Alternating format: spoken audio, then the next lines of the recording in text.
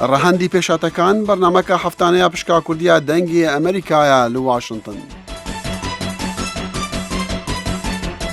معتبر شێروانی vê bernamê rastewxwe bi rê vedibe û guhdar û bîner jî dikarin bejdar bin. بە جوانترین سڵاوم کاتتان بەخێر جۆگرانی بەڕێزی بەرنامەی ڕەهەندی پێشاتەکان ئەم بەرنمەیە ڕاستەوخۆ لەسەر رادیۆ و سەتەلایتیش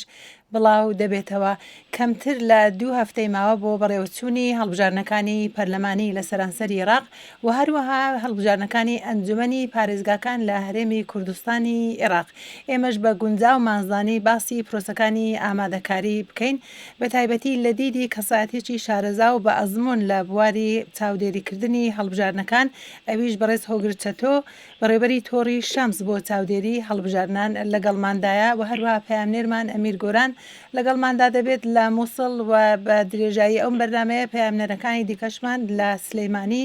لەگەڵماندا دەبن. بەڕێز هۆگر چەتۆ زۆر بەخێر بێ بۆ بەرنامەی ڕەهەندی پێشاتەکان.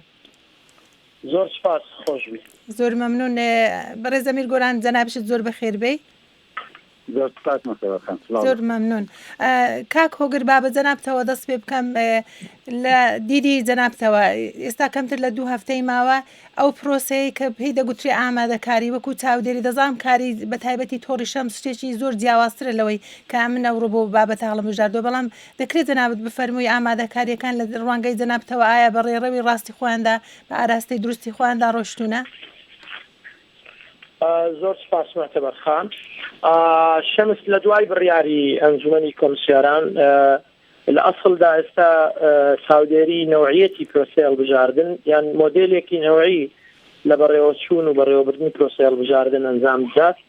بەپێ ئەو مۆدێلە بە دنیایی کە بۆ خۆی ئەساسەکەی مەبنیە لەسەر چاودێریکردنی ئەدای کۆمسیۆنی باڵای هەڵبژاردن لە بەڕێوەبردننی پرۆسەی هەڵبژاردننی نیسان وهروەها بیئەی انتخابی. لەو پێناوەدا ئێمە بەپێی جدولی عملیاتی کۆمسیۆن بە شێوەیەکی ڕۆژانە چاودێری ئامادەکاریەکانی کۆمسیۆن دەکەین کە بەوتونەتە کوێ و چەندە ئامادەن بۆ ئەوەی ڕۆژی نیسان و پێش ڕۆژی نیسانیش لە بیرمان نەچێت کە دەنگدانی تایبەت و دەنگدانی دەرەوە بەڕێوە دەچێت لە 27 و 28 لە عێراق و لە دەرەوە پرۆسەی دەنگدان بەڕێوە دەچێت. عێراقیەکان دەنگدەن. بەو پێ ئێمە کاری کۆمسیۆن دابەش دەکەینە سەر چەند ئاستێک بە پێی جەدولی عملیاتی. ئاستی یەکەم پەیوەندی بە باڵێن تەجمیدکردنی توانامرۆیەکانە کە چەندە ئامادەکاری بۆ ئەوە کراوە و هەروەها توانا و ڕاهێنانی ئەو کارمەندانەیە ئەوەی کەبینی دەکرێت یا و چبینی لەو بارە کۆمسیۆن قوڕایی کردووە کارمەندەکانی داناوە و بنکەکانی دەنگدان کە ئێمە بۆ ئەم هەڵبژاردنە لەسەر 46,000 بنکەی دەنگدانمان دەبێت بۆ دەنگدانی گشتی و نزیکەی 546 وێزگە و 500 لە 550 لە تەسویقی یان دەنگدانی تایبەت چگە لە دەرەوەی وڵات کە لە 19 وڵات لە دنیا مرکز و بنکە دەکرێنەوە کارمەندان دراون. ئەوەی کە زەی تێبینی چاودێران بووە لە بەشێک لە پارێزگاکان ئۆفیسەکانی کۆمسیۆن دواکەوتن لە ڕاگەاندنی ناوی ئەو کەسانی ناویان دەرچێت چونکە معلومە بە قورعە کراوە بێ ناوەکان ڕاگەیاندرێ. ئەمەش لە مێدیای کوردی و لە مێدیای عەرەبی تۆزێ ئەگەری ئەوە پێشکە گومان لەوە بکرێتن کە نیەتێکە بێ لە پشتەوەی کە بێ دەستکاری باڵێن ئەو کەسانەیە ئەو لانانە بکرێت کە باڵێن ئەو کارمەندانە بکرێت کە دەیانەوێت ناویان دەرچوە بۆی لە سەر سندوقەکانی یان لە ڕۆژی هەڵبژاردن فەرمانبەری کۆمسیۆن بن. بەشی دووەمیان پەیوەندی بە ئیجراعاتی لۆجستی هەیە. لە ڕووی لۆجستی ئەو کەلوپەلانە هەیە هەمووی ئامادەکراوە ئەوەی کە با بڵێن دوایین دڵنیاکردنەوە با بڵێن ئەو ئامێری چەیکی تایبەت بە با بڵێن کارتی ئەلکترۆنیە وەکو لە ڕاگەاندنی کۆمسیۆن کە ئەوەش هەم بەدەست کۆمسیۆن گەیشتووە هەم لە ڕووی ئەدا و ئیشکردنیەوە هەمووی تاقی کراوەتەوە ئیش دەکەن کێشەیان نییە ئامادەکاریەکانیشی تەواو بوون ئەمە بەشی دووەمی با بڵێن پرۆسەی جێبەجێکردنە لەم چوارچێوەیە بەشەکەی تری پەیوەندی بە دەرکردنی دراعات و ڕێسا و ڕێکارەکانە پێم وابی کۆمسیۆن لەوەش ڕێکارەکان و ڕێساکان دەرچوون بۆ ئەوەی لە ڕۆژەکانی جێبەجێکردنی چ هەڵمەتێک پرۆپاگەندە چ لە ڕۆژی دەنگدان چ لە دوایی بۆ هەژمارکردنی دەنگەکان پێویستی بە کۆمەڵێک دراعات هەیە کە کۆمسیۆن دەری بکە ئەمانەشی دەرکردووە تەنانەت چۆن هێژمارکردنی دەنگەکان چۆن خاڵکردنی دەنگەکان ئەو ئیجراعاتانە هەمووی لە سایتی کۆمسیۆن ئێستا بەڕوونی دەبینین بەو پێەیە ئەوەی کە لە کۆمسیۆن ڕادەگەیەندرێت تا ئەمڕۆ تاکیدکردنەوەیە پێدانی دڵنیاییە بە هەموو ئەطرافی عملی انتخابی کە ئەمان لە ئاستە دیازمیەکاندا گەیشتونەتە ئاستی ئەوەی کە تەواوی ئامادەکاریان هەیە بۆ سازدانی هەڵبژاردن لە تەواوی عێراق و هەموو پارێزگاکانی عێراق. دەڵێ زۆر سپاس دەکەم بەڕێز هۆگرتەوە ئەلبەتە بۆ زانیاری جۆگرانی بەڕێزی بەشی کوردی دەنجی ئەمریکا زۆر هەوڵماندا دەگەڵ ژمارەیەک لە کاربەدەستانی کۆمیسیۆنی باڵای هەڵبژاردنەکانی عێراق قسە بکەین و ئەوانش لێرە بەشدار بن بەڵام بەداخەوە تەلەفۆنەکانیان جواب نەداوە هەر لەسەرەوە مەسەلە دەمێنمەوە بەڕێز هۆگرتەوە چەندە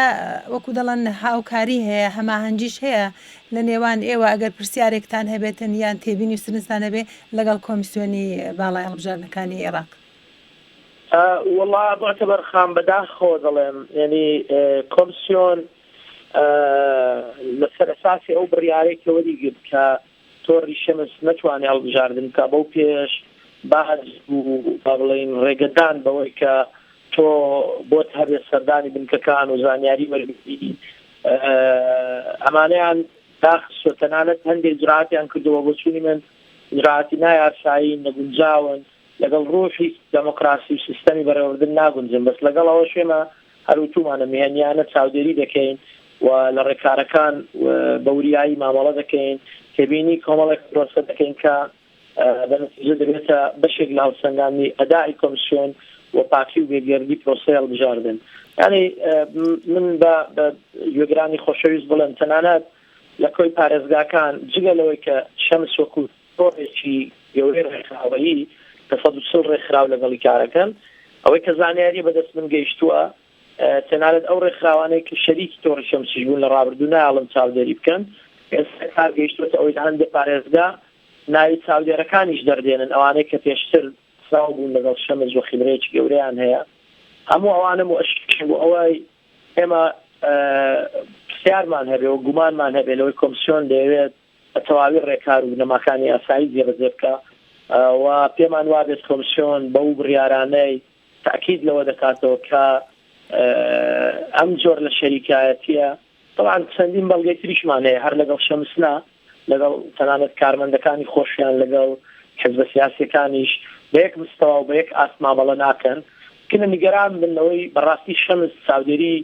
فعلی باشە زۆر سپاس دەگەڕێمەوە لای جەناب بەڵام پێم خۆش بوو ئەمیر گۆرانیش پەیامنێری بەشی کوردی دەنجی ئەمریکا لە مووسڵ بەشداری بکە کاگەمیر دەکرێت جەناب بفەرمووی ئەوە بۆ خۆ دەزانی مووسڵ وەکو دەڵم بارێکی تایبەتیشیە مەسەلەی ئاسایشیش زۆر گرنگە پێکاتەکانی کورد و عەرەب و پێکاتەی تر لە پێش بڕکێدان دەکرێت جەناب زۆر بە کورتی و بە گشتی باس بکەی لەوێ کەشی بانگەشەی هەڵبژاردن چۆنە خەڵکەکە چۆن دەڕوان لەم هەڵبژاردنانە و پرۆسەی ئامادەکاریەکان بە تایبەتی مەسەلەی وەرگرتنی کارتی ئەلکترۆنی بۆ دەنگدەر. بەڵێ مەسەلە خاندێرە سڵاو لە خۆت لە کاک هۆگریش بێگومان یعنی ئەوەی کاک هۆگر کە باز دەکاتن بە تایبەتیش لە هەریمی کوردستان و لە بەشێک لە ناوچەکانی باشوور و بەغدا زۆر جیاوازترە لەگەڵ پارێزگای نەیناوە و شاری مووسڵ بە تایبەتیش و بە گشتیش ناوچە سنی نیشینەکان بەڕاستی لەوەی ئەویش دەتوانم دابەشی بکەم ئەگەر ئیجازەم بی لەسەر چەند پرسێک ئەو جیاوازیش ئەوەیە بەڕاستی کە باری ئاسایش کاریگەریەکی جار زۆری کردوتە سەر خاوبوونەوەی پرۆسەکە بگرە لە دەستپێکی بانگشی هەڵبژاردن تاوەکو ئەم دقیقەیە کە ئێمە پێدا دەکەین لێ لە کاتی وەرگرتنەوەی کاتی ئەلکترۆنی تایبەت بە دەنگدەران کە بە شێوەیەکی زۆر خاو بەڕێوە دەچێتن تا دەگاتە ئەو متمانەی کە خەڵک بە هەڵبژاردننی دەتوانم بڵێم نەماوە چونکە ئێمە ناو خەڵک کەشکە دەپرسین و دەگەڕین و پرسیارە لێ دەکەین و ئازادن لە ڕێگای تۆڕە کۆمەڵاتیەکانەوە لەگەڵ ڕەوشنبیر و هاوڵاتیان قسە دەکەین ئەوان بەڕاستی یعنی زۆر بەڕاشکاوان دەڵێن ئێمە هیچ پێویستێکمان بەوە نییە کە گیانی خۆمان بکەینە قوربانی بۆ ئەوەی کە کاتی ئەلکترۆنی وەربگرینەوە تەنانەت ئەگە وەریش بگرینەوە ئێمە سوودێکمان لە هەڵبژاردنەکانی ڕابردوودا بینیوە تاوەکو ئەمجارە بەرژاریان بەڵێ ئەوە لایەنێ بەڵێ مەسەلەی دیکە کە پەیوەندی بە ئێستاوە هەبێتن یانێ بەڵێ ئیتر ببوورە من دەمویست تەرکیز لەسەرەوە بکەم کە ناوچەیەک بۆ ناوچەیەکی تریش جیاوازەیە بۆ نمونە لە ناوچە کوردیەکان یان ئەو ناوچانێک کە پێی دەوترێ ناوچە دابڕێنراوەکان کە زۆرینە کوردن ململانی و بانگەشەی گەرم و گوڕ بەڕێوە دەچێت بە تایبەتیش لە نێو لیستە کوردیەکان بۆیش بەڕاستی چاوەڕێ دەکرێتن بەشدارێکی فعالی و کارە لەو هەڵبژاردنە بەدی بکرێت بەڵام لە سنتەری شاری مووسڵ واتە لە سنتەری قەزای مووسڵ لە ناوچەکانی باشووری مووسڵ وەکو ئایازیە و بەعاج و شۆڕە و ناوچەکانی بەگشتی باشووری مووسڵ تەنانەت پۆستەر و لافیتەی کاندیدەکان زۆر بەکەمی دەبینرێتن ئەمەش بێگومان دوای ئەوەی کە ژمارەی زۆری هاوڵاتی یاخود لە ئەنگری ئەو پارت لە کاندیدانەی کە لە کاتی هەڵاویتنی پۆستەر و لافیتەکان ئەتەخان لێکرا و کوژاون ئەوەی دیتریش ئەو پەیوەندی بە کۆمیسیۆن و کارباری کۆمیسیۆنیشەوە هەبێت لە ماوەی ڕابردوو ئیسکاریشون لەسەری کردووە کەوا ژمارەیەکی ئەجار زۆری کارمەندی کۆمیسیۆن دەستیان لە کارەکانیە کێشا بۆ و ئێستاش لەگەڵدا بێتن کە بۆشایەکی ئەجار زۆر لە کارمەندانی کۆمیسیۆن هەیەتەوە نەمەش بەوەی ئەو هەڕەشی چەکداران کە لەسەر کارمەندانی کۆمیسیۆن هەبووە من سەرۆکی کۆمیسیۆن خۆی ینی قسەی بۆ کردومە لۆڕای گاندووەخوا ئەم پرۆسەی ئەم جارە زۆر ئەستەمتر دەبێتەوە بەراو لەگەڵ هەڵبژاردنی ڕابردوو چونکە ڕێکراوە چەکداریەکان و بە تایبەتیش ئەوەی کە خۆی ناساندووە بە داعش کە ئێستا کاری جدی دەکات بۆ پەرخستنی ئەو پرۆسەی هەڵبژاردنی زۆر سپاس بەڕێز سۆگرچێتەوە ئێستا کە وەکو ئەمیریش باسی کرد مەسەلەی ئاسایشەیە ژمارێک لە کارمەندان بۆ نمونە لە مووسڵ دەستیان لە کار کێشاوتەوە نیگەرانی ئاسایش زۆر نیگەرانکی جدیەوە هەڵبژاردنیش خۆی پرۆسەیەکی زۆر گرنگە بە تایبەتی بۆ وڵاتێکی وەکو عێراق بەڵام بێجگە لەوەش ئەوەی کە هەڵبژاردنەکان بەرتاچی بەڕێوە بچن و بە تاودێرانی ناوخۆی دەرەوە بەڕێوە بچن ئەمە لەوەش گرنگترا بەڕای من بەڵام ڕای تەنابە لەسەرەوە چیە دەستەی نێونەتەوەی بێن چاودێری ئەم هەڵبژاردنانە بکەن لە حاڵەتێکدا کە ڕێکخراوەکی وەکو تۆڕی شەمس بە ڕێکخراوەکانی ئەندامی نەتوانن بۆ خۆی دوو بەشێت تێبینێک لەسەرەوەی کاک ئەمیر دێڵێ و ئەوەی تریان پرسیارەکەی بەڕێستە بۆ چوونی من یعنی ئەو بارودۆخەی کە بەشێک لە پاکستانی عێراق پێی تێپەڕێوی بەڕاستی بە تایبەتی ئەنبار دوای ئەو مووسڵ و دیالە و سەلاح الدین ئەمانە کێشەیەکی گەورەی تێدا و من بەشێکی و کێشەیە بەوە دەبینم کە خوڵقەنداوە کێشەکانی دروست کراوە بۆ ئەوەیە بەڕاستی لە سنووری ئەو ناوچانە شکلی بەشداری پێکاتەی سیاسی گۆڕانی بەسەردا بۆ کاریگەری بەجێبێڵن بەڵام بەدڵنیایی ئەوەی کە تا ئێستا تەکید دەکرێتەوە ڕوغمی هەموو تهدیداتانەی هەیە چونکە هیچ دەقێک تێکستی دەستوریمان نییە یاساییمان نییە کە قبول بفەرموویە مەسەرەن لەگە پارێزگا هەڵبژاردن بکرێ ئەوەی تر نەکرێ و بە نەتیجە هەڵبژاردن لەو شوێنانەی کە دەکرێت تەواوی پەرلەمان پێک نایێنێت تا ئێمە بتوانین کارێکی لەو بکەین بۆ هەڵبژاردن ئەنجام دەدرێت طبعا من دڵنیام کاکەمیر ڕاز دەکا نسبەی نەزاهەت و پاک و بێگەردی لەو ناوچانە دادەبەزێتە خوارەوە چونکە مەناطقی نەئارام هیچ زەمانەتێک نییە نە مۆزەف ژیانی خۆی دەخاتە مەترسی نە پۆلیس ژیانی خۆی دەخاتە مەترسی نە دەنگدەر نە چاودێری لایەنە سیاسەکان تەنانەت چاودێریش یعنی بەگۆچوونی من کێشەیەکی گەورەیە ئەمە دوو باس لە چاودێری نێودەوڵەتی دەکەین خوشی بەڕێزم بڕوا بکە هەموو ئەزمون و تەجروبەکانی عێراق چاودێری نێودەوڵەتی مەعەداوەی اتحادی ئەوروپی چاودێری درێژخایانیان هەیە ئەوەی لە ڕابردوو کە نزیکەی 6 مانگ لە عێراق بوون بەڵ هەڵبژاردن و 6 6 چاودێر 7 چاودێر 8 چاودێرن کە چاودێری کۆی پرۆسی هەڵبژاردن دەکەن و راپۆرتێکی باشیان دەکرد. ئەوەی تری چاودێریەکان چاودێری شکلیە و دڵخۆشبوونی کۆمیسیۆن پێیان کە ئێستا قسە لە 1200 چاودێری نێودەوڵەتی دەکات. مەسئلەکە بەس پێدانی شەرعیەتە، کۆمیسیۆن لەوە دەگەڕێکە پێی بڵێ دەستت خۆش و ئەو دڵنیایە چاودێری نێودەوڵەتی کە دێن حەزەکەم بزانێ من شکە ڕەفیق من و کۆ دەبینەوە یەک دەبینەوەوانە انتقاص نییە لە دەوریان، بەڵام بە اعترافی خۆیان دەوری وان محدودە، ینی نانێک مەناطق بۆیان دیاری دەکرێت کە خۆیان ناتوان مخاتەرە بکەن با بەیەکەوە بزانین دیقەت بدرێن کامەیە ئەو چاودێری نێودەوڵەتی دەتوانێت بچێتە مووسڵ لەوەی کاکە ئەمیری لێیە، کامەیە ئەو چاودێرە نێودەوڵەتی کە دەتوانێت بچێتە ئەمبار. بەڵێ دێنە هەولێر لە بەغدا لە گریزۆن لە منطقەی سەوز چاودێری دەکەن، ممکنان لێکیان بچنە بەسڕا نەجەف بە حیمایە و شورتە و پۆلیسی زۆرەوە چاودێری دەکەن لە منطقەی بوومە. پێم ئەوانە زۆری چاودێری نییە بەڕاستی تۆ بە ئازادی نەسوڕێەوە خەڵک دەبینی. بۆیە قسەی جەنابتە، یعنی تۆ لە کاتێک دێی تۆڕێک کە با بڵێن خیبرەی هەرێمی هەیە لە نزیکەی 12 وڵاتی عەرەبی چاودێرەکانی چاودێری دەکەن، تێکەڵی تۆڕە نێودەوڵەتیەکانە لە وڵاتانی ئەوروپا چاودێری هەبوو چاودێری کردووە، تۆرە لە متمانەی هەرێمی و نێودەوڵەتی هەیە تۆ دەی قەدەغەی دەکەی لەبەرەوەی بەڕاشکاوی تێبینی دەخاتە سەرتەواوی ئیجراعات و پرۆسەی بەڕێوەچوونی هەڵبژاردنەکان و بەبێ لایەنی بە جورئەت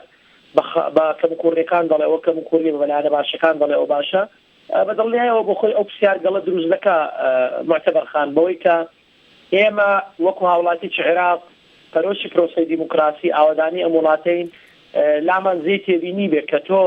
کۆمیسیۆن شەریکێکی ڕئیسی خۆی بە پڕ و بیانی بێمانە باس دەرچوون لە قەواعدی سلوک دەکات، پێڵێن پێمان بڵێ چێوەی کە دەرچوونە دەڵێ بەخشیری زانیاری ناتەندروستە. باشە ئێستا من تۆ لەو بەرنامەیە قسە دەکەین لەگەڵ هەردەنجی ئەمریکا من قسەم کردو لە بەرنامەکانی ڕابردوو بیهێنە دەرەوە باسم لەوە کردووە کە شەمس تێبینی ئەوە دەکا ئەو بیتاقەی ئەلکترۆنی کە باز دەکرێت بیتاقەیەکی بایۆمەتری نییە و ئەوە نییە کە ڕێگرێکی گەورە بێ لە ساختەکاری، بەڵکو ئەمە کولفەیەکی زۆری لەسەر هاوڵاتی عێراق داناوە. لەبیرت نەچێت ئێستا ئەوە ئیزافە دەکەیت 162 ملیۆن دلار کە خەرج کراوە لەم کارە 7 دلاری خستۆتە سەر بوجەی خەرجی هەر دەنگدەرێکی عێراقی، نی هەر تاکێکی عێراقی 7 دلاری بۆ خەرج کراوە بۆ ئەو بیتاقەیە. لەبیر ئەگەر بین پێوانەکاری پێ بکەین لەگەڵ وڵاتای دیکە لە وڵاتی هێند کە وڵاتێکە یەک مانگ فڕۆسی هەڵبژاردن تێی بەڕێوە دەچێت کولفەی ناخیر 33 دلارە 33 سنتە، لە ئەمریکا 3 دلار و شتێکە، لە ئوسترالیا 7 دلارە، یعنی تۆ سیر کە پێوانەکاری کولفەی ناخیر چەند زۆر ئەو تێبی وتومانە لەسبینا کراوە لەسەر تۆماری دەنگدەران، بەڵام تۆماری دەنگدەران دنیا کەم کوردەدایە. ئەم قسەی ئێمە کردمان کە شەمسیان لەسەر دوور خستەوە ئێستا تەسریحەکانی کۆمیسیۆن لە سایتەکەیان ببینە خوان اعتراض 53000 تاقی دووبارە و مردوو هیچ تەشویقی خاص زۆر باشە بەڕێزی لە خوار نەژدە هەمومان تۆمان یعنی بەواتای بەداخەوە ئەسێ ئەو تێبینەکەیان ئێمەیان وەرگرتایە و بەڕاشکاوی هەوڵیاندا بە بۆی کەم کوڕیەکانی ئەم بتاقەیە و تۆماری دەنگدەران کەمکەنەوە ئێمەیان دوور خستەوە پێشماوە نەتیجەیەکی باش نەکە دیموکراسی. بەڵێ کاکوگرێت توجی هێندە کاتمان نەماوە بەرنامەی ڕەهەندی پێشاتەکانە ڕوودا سلەیمانی کوردستانی عێراق دەکەین لەوێ پەیامنێرمان یەحیا بەرزەنجی لەگەڵمانە. کاک یەحیا ئەم کاتت باش. کاک یەحیا بەڵێ کاگە حیار بەداخەوە لە بەرەوەی زۆر مەزال نییە، بەڵام پێم خۆش بوو جەنابەت باسی بانگەشەی هەڵبژاردن یا مەسەلەی کارتی ئەلکترۆنییان خەڵکەکە چۆن ئەم دەڕوانە ئەم هەڵبژاردنانە ئایا وەکو دەڵم بە گەرم و گوڕی ئەو بانگەشەیە کە دەیبینین هەرواش بەو جوورەی کە مەسەلەن تۆماری کارتی ئەلکترۆنییان وەرگرتووە سرنج چییە وەکو ڕۆژنامەوانێک چۆن لێک دەدەیەوە زۆر بە کورتی تکایە؟ بەڵێ ئەگەر ئێمە باسی سلێمانی تێم بەڕاستی لە سلێمانیە هێشتا خەڵکێک ماوەکە ئەو کاتە وەربگرێت دیارە لەوەسێ ئەمڕۆ لەو شوێنە بە تایبەتی کە دابەشێکی هەستەکە تا ڕادێت قەرەباڵغێکی پێوە دیار بوو کە خەڵکێک دێ دڵنیان نەبووە لەوەی کە بچێت بۆ دەنگدان یاخود دڵی خۆش نەبوو کەوا بچێت بۆ دەنگدان. هۆکاری سەرەکیش بەڕاستی خەڵکی هەرێمی کوردستان لە هەڵبژاردننی لە هەڵبژاردننی پەرلەمانی کوردستانەوە چووە بەرەو هەڵبژاردنێکی کە ڕوبەری هەڵبژاردنێکی کابێ کە هێشتا نەتیجێ و هەڵبژاردننی کە دەرنەکەوتو بە خۆتان زان ئێستا تاکو ئێستا کابینێ حکوومەتی هێرەندانە مەساوە ئەمە یەکێکە لەو خاڵانی کە خەڵک تاوا ئومێدە بەڵام لە ڕێکی کەوە خەڵک ڕوبەڕی شەڕێکی نەتەوەیە بێتوانێت کە تۆ بڵین هەڵبژاردننی پەرلەمانی عێراقا کە بەهۆی مەسەلەی ئەو شەڕەی نەتەوەی کورد و نەتەوەی عەرەب کە لە عێراقا مێژوویەکی دوورگێژی هەیە خەڵک بە هیواوە ئەچێت بۆی کە بڵێ سەنگی کورد دانەبەزێت ئەمە یەکێکە لەو خاڵانە کە پێویستە ئاماژەی بکەن بەڵام مەسەلەی بانگەشەکردن لە شاری سلێمانیا بەڕاستی زۆر جیاوازتر لە شارەکانی تری هەرێمی کوردستان مەسەلەکەش ئەوەیە کەوا کێبرچێکی زۆر سەخت لە نێوان یەکێتی نیشتمانی گۆڕان هەیە بۆ گرتنە دەستی ئەو پارێزگایە کە یەکێکە لە پارێزگا هەستارەکانی هەرێمی کوردستان دەکەم باسی کەرکووکیشت بۆ بکەم زۆر بە خێرایی لە کەرکووک بەڕاستی زۆر بەکەمی لە نێو نەتەوەکانە ماوە کەوا کات وەرنەگرێ کە ئەوە زیاتر ئەو ململانەیە نەتەوەیە کە لە بینی کورد و عەرەب و تورکمانە هەیە لە شارەکەیە. بەڵێ زۆر سپاس دەکەم پەیامنێرمان یحیا بەرزەنجی لە سلێمانی دەگەڵماندا بووی ئێستا ڕوودا هەولێر دەکەین عومەر فەرهادی پەیامنێری بەشی کوردی دەرەنجی ئەمریکا لەگەڵمانە کاک عومەر فەرموو. بزانم کات زۆر کەم ماوە ئەگەر باسی ڕۆژی بانگەشەی هەڵبژاردن بکەین لە شاری هەولێر بەڕاستی بە زۆرێکی یعنی بڵێن لەسەرخۆ من بڕێوە دەچی ڕاستە پۆستەر و وێنەی پارێراوەکان یەکجار زۆر لە شەقامەکان بەڵام ئەو باوانەی فێرە باری زۆری هێنا خوارێ لای بەزانگانی لەوانەیە خەڵکەکە گوتیانەوە یعنی بڵێن وەکوڵی ئەنیعمەتێکی ئاسمانی بوو خوایی بوو هاتەوە ئەو هەندێکی لەوانە لابێ بەڵام وەکوڵی چێبرچەیەکە واتون نییە لە نێوان ئەو لایەنانێک کە بەشدار مڵێن پارتیە و گۆڕانە و یەکێتیە و بزوتنەوە ئەوە کۆمەڵی ئیسلامی وەگرتووە بزوتنەوە ئەوانی ترن بارودۆخەکە بەهێنی دەڕوە بەڵام ئەوەی هەر دەکرێت خەڵکەکە بەڕاستی یاریتریش پێشتر ئەو خەڵکەک باسی ئەوەی کردووە لە راپۆرتەکان ئەو گەرم و گوڕەی وەکو جاران لە هەڵبژاردنەکانی پێشووتر ئەو ساڵە ینی بەکەمتر دەبینرێ یان ئەوەیە بارودۆخی هەولێر هەیە منە نازانم یانی چۆنی تەفسیر بکەم. بەڵێ زۆر سپاس دەکەم ئارام ئەو باشە زۆر سپاس دەکەم پەیامنێرمان عومەر فەرهادی لە هەولێر لەگەڵماندا بووی بەڕێز هۆگرچەت و دەگەڕێمەوە لای جەنابەت ئەلبەتە هەر سرنجێکی هەبوو لە چەند دەقەی کۆتایی بەرنامە بۆ جەنابتە بەڵام پێم خۆش بوو باسی ئەو بکەی بەڕای جەنابەت چ شتێک شەرعیەت دەدات بەو هەڵبژاردنانە ئایا ژمارەی زۆری دەنگدەرانە بەشداری تێدا بکەن دەرسەدەکەی زیاتر بیتن یانیش پرۆسەکەی وەکو دەڵن شەرعیەتی هەیە کە چۆن بەڕێوە چووە زۆر بە کورتی تکایە پێم وایە خاڵی دووەمیان گرنگە نسبەی بەشداری خەڵک ڕاستە لە وڵاتی چۆک و عێراق با بڵێن ئەگەر ژمارەی ئەوانەی ئیمتیناع بکەن لە بەشداریکردن زۆر بن ممکنە پرسیاری زۆر بەجێبێت بەڵام بە بۆچوونی من پاک و بێگەردی پرۆسەکە کە بەترسی زۆری لەسەر هەیە چونکە عێراق لە بارودۆخی سیاسی ئارامدان یەمل بەملانەی هێزە سیاسیەکان زۆر توندە و